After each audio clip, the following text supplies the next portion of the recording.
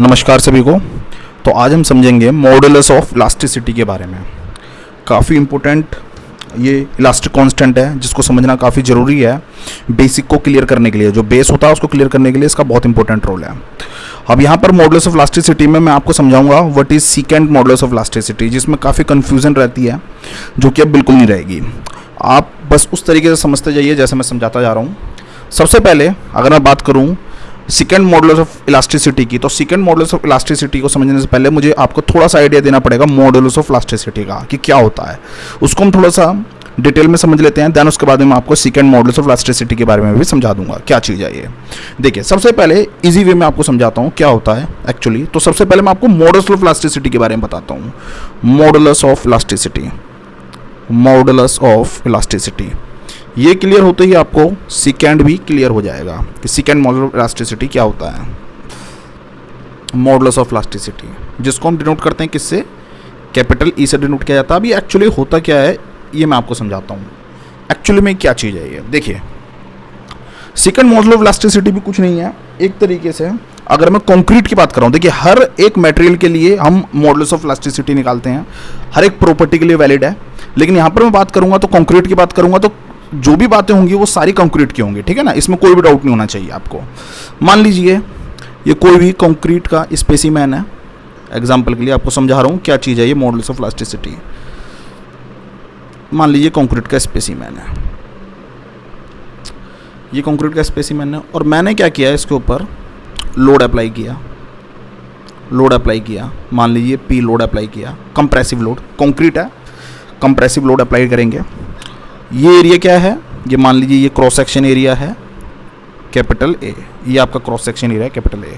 मान लीजिए ये जो स्पेसिमेन है इसकी हाइट कुछ भी है, मान लीजिए एक्सियल, अगर मैं देखूं तो ये इसकी ये एल हो गई, लेंथ या हाइट जो भी आप मान सकते हो इसको, ठीक है। तो ये आपकी मान लीजिए जो भी है ये लेंथ है आपकी एल, कैपिटल एल जो मैंने डिनोट कर दिया यहाँ पर। होता क्या है, जब मैं ये लोड अप्लाई करूँगा एट अ पर्टिकुलर एरिया तो होगा क्या, इस स्पेसिमेन में स्ट्रेसेस इंड्यूस होंगी, इंटरनल स्ट्रेसेस इंड्यूस होंगी और इस लोड की वजह से इस स्पेसिमेन का डिफॉर्मेशन भी होगा। डिफॉर्मेशन का मतलब ये है कि ये अपनी जो लेंथ है जो मैं आपको एल दिखला रहा हूँ इसको कंप्रेस करने की कोशिश करेगा, कॉन्ट्रैक्ट करने की कोशिश करेगा, मतलब लेंथ को क्या करेगा, रिड्यूस करने की कोशिश करेगा। तो होगा क्या, एट अ पर्टिकुलर टाइम किसी पर्टिकुलर लोड पर ये कंक्रीट जो होगी ये फेल कर जाएगी। तो उसी को मैं कर्व की फॉर्म में आपको शो कराता हूँ। होता क्या है, देखिए सिंपली मान लीजिए ये मेरा कर्व है। अब देखिए आप बिल्कुल क्लियर समझ जाओगे एकदम इंटरनली क्या चीज़ होती है, किस तरीके से हम फाइंड आउट करते हैं मॉडुलस ऑफ इलास्टिसिटी। तो जब मैं ये लोड अप्लाई करता हूँ, अभी फेलियर की बात नहीं कर रहा, अभी जनरल कंडीशन की बात कर रहा हूँ, ग्रेजुअल लोड अप्लाई कर रहा हूँ, धीरे धीरे देना शुरू किया लोड को। जैसे ही मैं लोड को देना शुरू करूंगा तो मेरी पी की वैल्यू क्या होगी, बढ़ती जाएगी। देखिए एक्चुअल में होता क्या है, स्ट्रेस इक्वल टू क्या होती है आपकी, stress equal to P upon में ए, फोर्स अपॉन में एरिया। एरिया क्या है आपका कांस्टेंट है, एरिया क्या है आपका कांस्टेंट, ए फिक्स है। आप क्या कर रहे हो, पी को बढ़ा रहे हो। जैसे जैसे आप पी की वैल्यू को बढ़ा रहे हो सिग्मा की वैल्यू क्या कर रही है, सिग्मा मतलब स्ट्रेस क्या हो रही है, वैल्यू बढ़ रही है। अब ये जो आप लोड दे रहे हो ये ध्यान रखना है, ये एक्सियली लोड दे रहे हो, एक्सियली, ये ध्यान रखना है एक्सियली लोड के लिए वैलिड है कंडीशन खाली। तो जैसे जैसे आप लोड बढ़ाते जा रहे हो स्ट्रेस की वैल्यू बढ़ रही है। अब स्ट्रेस की वैल्यू बढ़ रही है इसका मतलब क्या हो रहा है कि आपका जो कंक्रीट है, ये जो कंक्रीट की जो लेंथ है ये रिड्यूस होने की कोशिश करेगी, कंप्रेस होने की कोशिश करेगी। इसका मतलब क्या होगा, कुछ ना कुछ डिफॉर्मेशन आएगा। इसका मतलब क्या है कि आपका स्ट्रेन भी आ रहा है, इसमें क्या आ रहा है, स्ट्रेन। अब स्ट्रेन क्या होता है, अगर मैं बात करूं तो अगर एक्सियल की बात करूं, एक्सियल लोड लगा हुआ है तो एक्सियल स्ट्रेन की अगर मैं बात करूंगा तो एक्सियल स्ट्रेन क्या होगा, एक्सियल स्ट्रेन इक्वल टू क्या होगा, आपका जो भी चेंज आया लेंथ में अपॉन में original length, that is the axial strain, जो भी आपका निकल के आएगा। तो ये जो मैं एक्सिस बना रहा हूँ, एक तरफ ये एक्सिस है हमारी स्ट्रेस की और दूसरी एक्सिस क्या है हमारी स्ट्रेन की जनरली। अब क्या हो रहा है कि मतलब P बढ़ाने से स्ट्रेस भी बढ़ रहा है और स्ट्रेन की वैल्यू क्या हो रही है भाई, चेंज इन लेंथ क्या है, मतलब रिडक्शन हो रहा है चेंजिंग लेंथ में। और जैसे जैसे रिडक्शन हो रहा है तो स्ट्रेन की वैल्यू तो बढ़ रही है। अब वो बात अलग है कि मैं जो चेंजिंग लेंथ दिखा रहा हूँ ये बढ़ाने का मतलब क्या है, चेंजिंग लेंथ जो है ये रिडक्शन वाली है, मतलब कॉन्ट्रैक्ट हो रहा है सैंपल है। लेकिन अगर मैं स्ट्रेन की बात करूँ तो स्ट्रेन तो बढ़ ही रहा है ना, मतलब कुछ ना कुछ तो चेंज इन लेंथ आ रहा है। वो बात अलग है कि वो नेगेटिव है चेंज इन लेंथ, ठीक है ना। अब क्या हो रहा है, इसका मतलब स्ट्रेस बढ़ रहा है और साथ साथ स्ट्रेन भी बढ़ रहा है। तो ये ऐसा कर्व बनता है प्रैक्टिकली जो देखा जाता है कंक्रीट का, इस तरीके से ये कर्व बन गया। और at the time of failure ये फेल कर जाएगा। यहाँ पर क्या कर जाएगा? कंक्रीट फेल कर जाएगा। समझ आ गया नहीं आ गया? At the time of failure जब क्रैक्स आ जाएंगे तो ये मेरा कर्व बन गया स्ट्रेस और स्ट्रेन के बीच में। अब आपको पता तो चल गया स्ट्रेस और स्ट्रेन कैसे मैंने निकाला है, उसका मैं कर्व बना लूंगा और कर्व की फॉर्म में मैंने आपको ये देख लिया, ठीक है ना। टेस्ट करने के बाद में मुझे पता चला ये कर्व बना। अब आप अगर देखोगे इस कर्व में खास बात क्या है, इस कर्व में हो क्या रहा है, up to a particular point, मान लीजिए कि पर्टिकुलर पॉइंट है, इस पर्टिकुलर पॉइंट तक अगर आप देखो तो ये जो लाइन है, ये जो लाइन आपको दिख रही है, ये वाली लाइन, ये लाइन अप्रोक्सीमेटली लीनियर है। कैसी है? Linear line. लीनियर का मतलब क्या है? लीनियर का मतलब तो भाई ये हुआ कि जो स्ट्रेस है और जो स्ट्रेन है वो डायरेक्टली प्रोपोर्शनल है। कहने का मतलब क्या है? डायरेक्टली प्रोपोर्शनल, ठीक है। लीनियर लाइन और लीनियर अचीव हो रही है लाइन हमारी। तो ये लीनियर लाइन जो होती है, इस जहां तक ये लीनियर लाइन आपका अचीव हो गया, उस पर्टिकुलर पॉइंट को, ये जो पॉइंट है, इस पॉइंट को हम क्या कहते हैं? इस पॉइंट को हम कहते हैं क्या? Elastic point. इलास्टिक पॉइंट, इस पॉइंट को हम क्या कहेंगे? Elastic limit point. Elastic limit point. ये इलास्टिक लिमिट पॉइंट कौन सा होता है? ये इलास्टिक लिमिट पॉइंट वो पॉइंट होता है अप टू दैट पॉइंट जो कंक्रीट थी हमारी, उसके अंदर इलास्टिसिटी थी अप टू दैट पॉइंट, और उसके बाद में जो भी आपको आगे डिफॉर्मेशन दिख रहा है वो इलास्टिक लिमिट से अबव चला गया, ऊपर चला गया, ठीक है ना। इलास्टिक लिमिट से ज्यादा है वो, आगे का जो रेंज दिखला रहा हूं मैं इलास्टिक लिमिट से ऊपर है। ये इलास्टिक लिमिट पॉइंट क्या है कि यहां तक आपकी इलास्टिक लिमिट है। मतलब अब ये इलास्टिक लिमिट क्या होता है? ये इलास्टिक लिमिट का मतलब ये होता है कि जब आपने कंक्रीट पे लोड अप्लाई किया होगा तो उसका डिफॉर्मेशन हो रहा था, डिफॉर्मेशन हो रहा था, स्ट्रेस आ रही थी और स्ट्रेन आ रही थी, दोनों आ रहा था। तो उसमें क्या होता है? ग्राफ बनना मेरा शुरू हुआ था। अगर मैं बात करूं तो ग्राफ बनना मेरा शुरू हुआ था, यहां से ये ग्राफ बनना हमारा शुरू हुआ था, ये बनना, और जैसे जैसे मैं लोड को बढ़ाते जा रहा था ये ग्राफ हमारा बनता जा रहा था, क्योंकि डिफॉर्मेशन भी होता जा रहा था साथ के साथ। अब ये इलास्टिक लिमिट कौन सा पॉइंट होता है? ये पॉइंट वो पॉइंट होता है यदि मैं एक टाइम पर अगर लोड को रिमूव कर दूं, जो लोड मैं दे रहा हूं पी लोड, ये वाला लोड जो दे रहा हूं, अगर मैं इसको रिमूव कर दूं तो जो भी स्पेसिमेन है वो अपनी ओरिजिनल शेप को रीगेन कर लेगा। ओरिजिनल शेप को रीगेन करने का मतलब ये है कि जो भी उसकी लेंथ पहले इनिशियली एल थी, वही इनिशियल एल को वो रीगेन कर लेगा। इलास्टिक लिमिट का मतलब ही ये होता है कि ओरिजिनल शेप को रीगेन कर लेना, अपनी ओरिजिनल स्टेट में आ जाना ही इलास्टिक लिमिट कहलाता है। अब अगर मैं इससे ऊपर, इस पॉइंट से ऊपर जैसे ही निकला, इस पॉइंट से ऊपर जैसे ही निकला तो स्ट्रेस की वैल्यू मैंने बढ़ा दी और स्ट्रेन भी बढ़ा। अब क्या होगा कि अगर मैं लोड को रिमूव भी कर दूं तो क्या होगा कि मेरी जो कंक्रीट होगी, जो भी उसकी ओरिजिनल लेंथ एल थी, अब वो अपनी ओरिजिनल लेंथ एल को रीगेन नहीं कर पाएगी। उसके अंदर कुछ ना कुछ परमानेंट डिफॉर्मेशन हो जाएगा। क्या हो जाएगा? Permanent deformation. तो अगर मैं बताऊं, मान लीजिए मैं लोड बढ़ाता जाता, ये देखिए मैं लोड बढ़ा रहा हूं, ये देखिए व्हाइट कलर से मैं दिखला रहा हूं, ये मैं बढ़ाता जा रहा हूं, बढ़ाता जा रहा हूं, बढ़ाता जा रहा हूं, और मान लीजिए कि ये पर्टिकुलर पॉइंट आता और यहां पे मैं लोड को रिमूव कर देता, तो रिमूव करने के बाद में क्या होता? ये इसका अनलोडिंग डायग्राम बन जाता, अनलोडिंग। तो कहने का मतलब क्या है कि ये जो मैं डायग्राम दिखा रहा हूं किसका है? अनलोडिंग का, अनलोडिंग। और ऊपर वाला डायग्राम किसका है? जो ऊपर वाला कर्व है वो क्या है? लोडिंग का, लोडिंग का। लेकिन यदि मैं कहां की बात कर रहा हूं? Up to elastic limit. मान लीजिए मैं इलास्टिक लिमिट तक जाता, तो अगर मैं इलास्टिक लिमिट तक जाता और लोड को अनलोडिंग कर देता, लोड को हटा देता, तो फर्दर ही मुझे सेम कर्व अचीव होता। सेम कर्व का मतलब वापस ही इसी फॉर्म में ही अचीव हो जाता कर्व। कोई भी कर्व में मुझे चेंज देखने के लिए नहीं मिलता, सेम कर्व मुझे देखने के लिए मिलता, कोई भी परमानेंट डिफॉर्मेशन नहीं होता, और जो टोटल इलोंगेशन मतलब स्ट्रेन जो निकल कर आती वो जीरो निकल कर आती, क्योंकि वो टोटली अपनी ओरिजिनल शेप को रीगेन कर लेता। इतना आप समझ गए? तो इलास्टिक लिमिट आपको पता चल गया क्या पॉइंट है, ठीक है। अब देखिए इलास्टिक लिमिट वाला पॉइंट आपको क्लियर हो गया। अब इलास्टिक लिमिट तक क्या है? इलास्टिक लिमिट जो है यहीं तक ही हमारा हुक्स लॉ वैलिड था। आपने सोम पढ़ा होगा, आपको सोम में आइडिया होगा हुक्स लॉ कहां तक वैलिड था। तो हुक्स लॉ कहां तक वैलिड है? इलास्टिक लिमिट तक वैलिड है।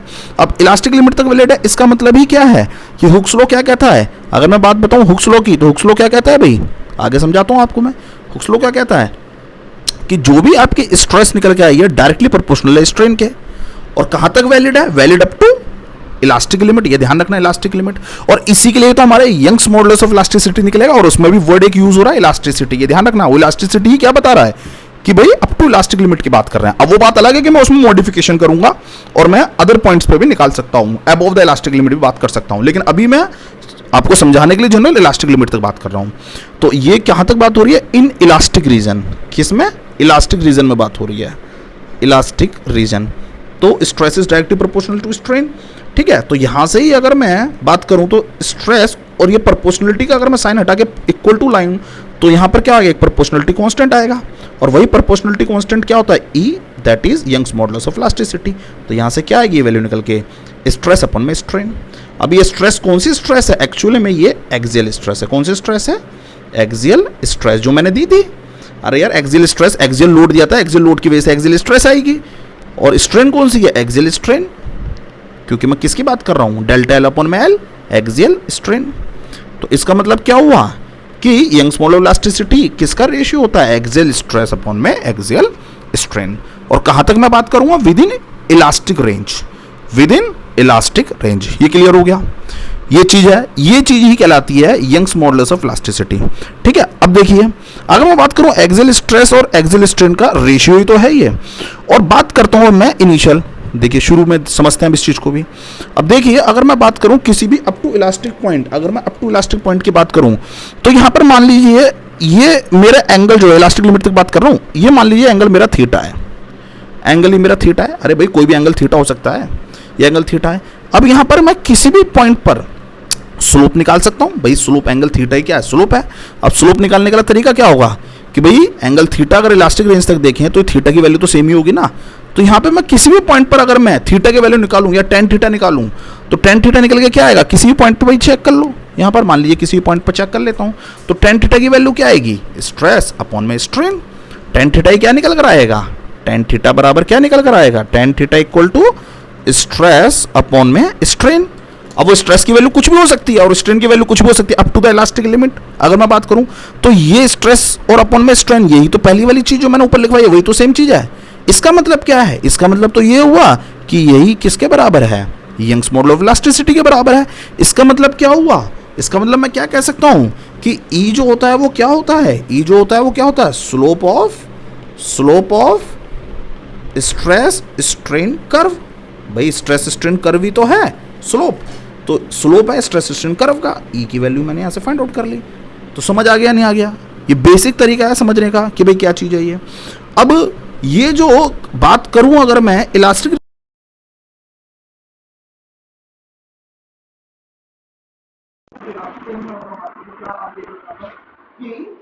ये जो कर्व आपको इलास्टिक लिमिट है ये लीनियर है, कैसा कर्व है, लीनियर, ये कर्व कैसा है, लीनियर है। ठीक है, और उसके बाद में कर्वेचर का चेंज, समझ आ गया नहीं, लीनियर कर्व है इलास्टिक। अब ये कब तक मिलेगा हमें, एक्चुअली में ये जो स्ट्रेस कर्व मिलता है लीनियर मिलता है अगर भाई लोडिंग होगी तो लो इंटेंसिटी की होगी, लोडिंग कैसी होगी, लो इंटेंसिटी की होगी, लोडिंग हमारी लो इंटेंसिटी की होगी। और अगर मैं शॉर्ट ड्यूरेशन की बात करूंगा, ये शॉर्ट ड्यूरेशन की, तो हमें ये स्ट्रेस स्ट्रेन कर्व लीनियर देखने को मिलता है। और अगर कंक्रीट की बात करूं तो कंक्रीट में यहाँ पर मेरा यहाँ पर महत्वपूर्ण भूमिका ये कंक्रीट, समझ आ गया। अब आप कहोगे अगर सब लॉन्ग ड्यूरेशन के लिए लोडिंग दी जाए तो क्या होगा, अगर लॉन्ग ड्यूरेशन की लोडिंग दी जाएगी तो भैया वहां पर इफेक्ट आ जाता है क्रीप का, और मैं अभी यहाँ पर क्रीप की कोई चर्चा नहीं, क्रीप की कोई चर्चा नहीं कर रहा। इसका मतलब जो भी मैंने लोडिंग की थी, जो मैंने ये पी लोड अप्लाई किया था, ये वाला पी लोड ये शॉर्ट टाइम के लिए अप्लाई किया, समझ आ गया। और इसकी इंटेंसिटी मैंने लो रखी। अगर यहाँ पर मैं लॉन्ग टर्म की बात करूंगा, लॉन्ग टर्म के केस में क्या हो जाएगा, क्रीप के इफेक्ट आ जाएगा। क्रीप के इफेक्ट के बाद में ये जो यंग्स मॉडुलस ऑफ इलास्टिसिटी जो हम निकाल रहे हैं, इसके निकालने का तरीका चेंज होगा, तरीका चेंज होने का मतलब आगे समझ आएगा कि किस तरीके से निकालेंगे। यहाँ पर इफेक्ट हम ले लेंगे क्रीप का, क्रीप का इफेक्ट किस तरीके से लेते हैं समझ आएंगे। अभी यहाँ पर उसको कोई जरूरत नहीं, आगे समझते हैं। ये तो आपने simply Young's modulus of elasticity के बारे में समझ लिया, ठीक है, क्लियर कर दिया। तो यंग्स मॉडुलस ऑफ इलास्टिसिटी अब बात आती है सेकंड मॉडुलस ऑफ इलास्टिसिटी क्या होता है, सेकंड समझ में यहाँ से second modulus of elasticity, second के बारे में समझते हैं। तो सेकंड मॉडुलस ऑफ इलास्टिसिटी का अगर हम देखें, सेकंड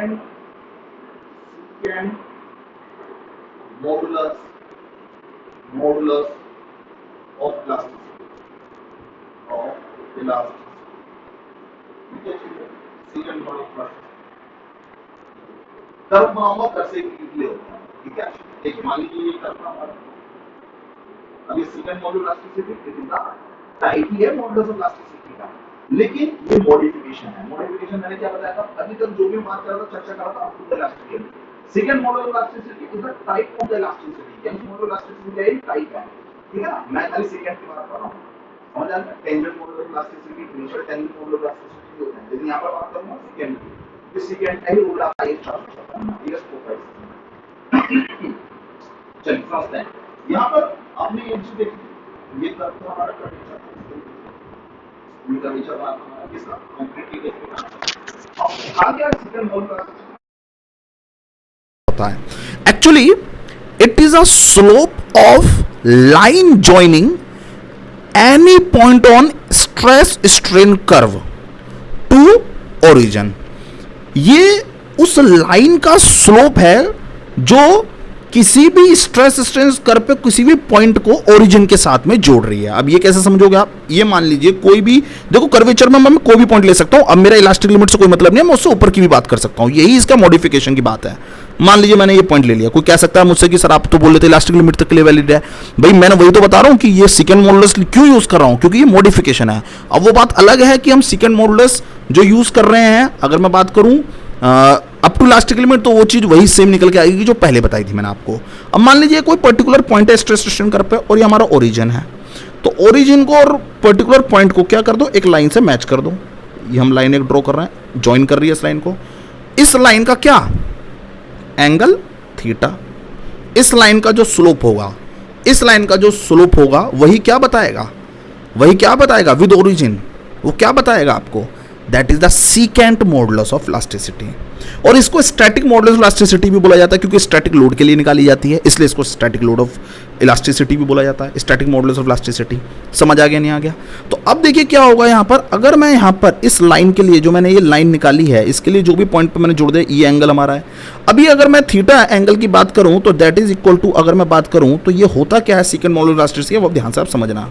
मान लीजिए ये टोटल जो वैल्यू आके निकल के आई है, मान लीजिए डेल्टा एक्स है और ये वैल्यू मान लीजिए डेल्टा वाई है। ये क्या है वैल्यू, डेल्टा वाई। तो सेकंड मॉडुलस ऑफ इलास्टिसिटी क्या होगा एक्चुअली में, that is equal to total increase in stress. Total increase in stress का मतलब क्या है कि मतलब डेल्टा वाई, टोटल कितना स्ट्रेस दिया आपने, up to a particular point की बात कर रहा हूं जिस पॉइंट पे मैं निकाल रहा हूं, अपॉन में टोटल इंक्रीज इन स्ट्रेन। ठीक है, समझ आ गया। तो that is equal to secant modulus. अब आप कहोगे सर सेकंड मॉडुलस क्या इसी पॉइंट के लिए निकाल रहे हैं, क्या हम इलास्टिक लिमिट के बीच में भी निकाल सकते हैं, बिल्कुल निकाल सकते हो। वो चीज़ सेम वही निकल के आ जाएगी जो पहले निकल रही थी। आप किसी पॉइंट पे निकाल लो, लो जी हम यहाँ पर निकाल लेते हैं सेकंड मॉडुलस ऑफ इलास्टिसिटी, इस पॉइंट के लिए निकाल लो, इस पॉइंट के लिए। अब इस पॉइंट के लिए क्या होगा, इस पॉइंट के लिए ये हमारी ओरिजिन से पास होने वाली ये लाइन हो जाएगी, ओरिजिन से पास होने वाली लाइन। अब इसके लिए ये हमारा एंगल हो जाएगा, ये एंगल हमारा थीटा, और इसके लिए क्या हो जाएगा हमारा ये सेकंड मॉडुलस हो जाएगा। कुछ भी आ सकता है, ये मान लीजिए ये डेल्टा एक्स डैश है, ये डेल्टा वाई डैश है।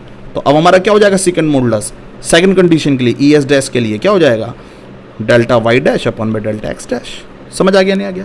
तो ये सेकंड मॉडुलस वही सेम चीज आ जाएगी जो मैं पहले बता रहा था आपको शॉर्ट टर्म के लिए मॉडुलस ऑफ इलास्टिसिटी के लिए। क्लियर है। तो ये होती है हमारी सेकंड मॉडुलस। सेकंड मॉडुलस, इसमें कोई डाउट नहीं होना चाहिए कि भाई क्या चीज है सेकंड मॉडुलस। तो as per the IS 456, as per IS 456 जो मॉडुलस ऑफ इलास्टिसिटी हम यूज करते हैं वो कौन सी होती है, सीकेंट मॉडुलस ऑफ इलास्टिसिटी। तो ध्यान रखना कई बार एग्जाम में पूछा जाता है।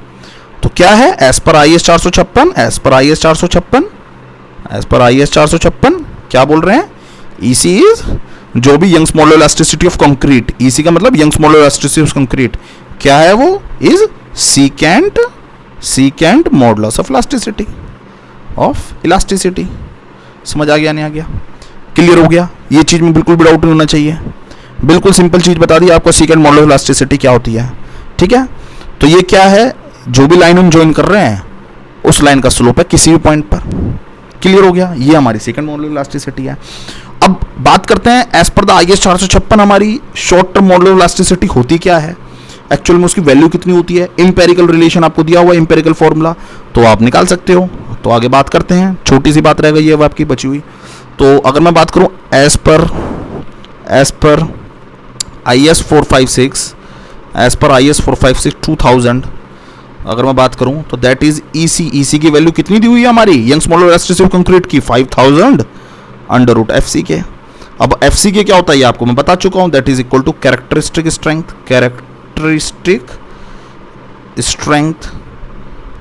Characteristic strength F C K. तो ये क्या है, ये ई सी की वैल्यू हम यहाँ से निकाल लेते हैं। अब लेकिन ध्यान रखना ये वैल्यू जो दी हुई है 456 में किसके लिए है, short term, that is short term, मतलब शॉर्ट टाइम के लिए दी हुई है। Modulus of elasticity, short term modulus of elasticity की वैल्यू दी हुई है। क्लियर हो गया नहीं हो गया, ये एग्जाम में भी पूछा जाता है short term modulus of elasticity. अब आप कहोगे sir long term modulus of elasticity क्या होती है, उसके लिए आपको क्रीप पता होना चाहिए। क्रीप के बारे में मैं पहले आपको बताऊंगा, समझाऊंगा अच्छे से क्रीप क्या होती है, देन उसके बाद में आप लॉन्ग टर्म भी समझ जाओगे, वो भी बहुत ईजी होती है। तो मैं ये मानता हूं कि आपको अच्छे से समझ आ गया होगा Young's modulus of elasticity actual में है क्या चीज, क्लियर कर लिया होगा आपने, ठीक है ना। चलिए फिर आगे कंटिन्यू करेंगे, क्रीप के बारे में देखेंगे और उसके बाद में लॉन्ग मॉडुलस ऑफ इलास्टिसिटी के बारे में भी समझेंगे। समझ आ गया नहीं आ गया, चलिए यहाँ पे इस क्लास को दी एंड करते हैं यहीं पे। Okay, thank you so much.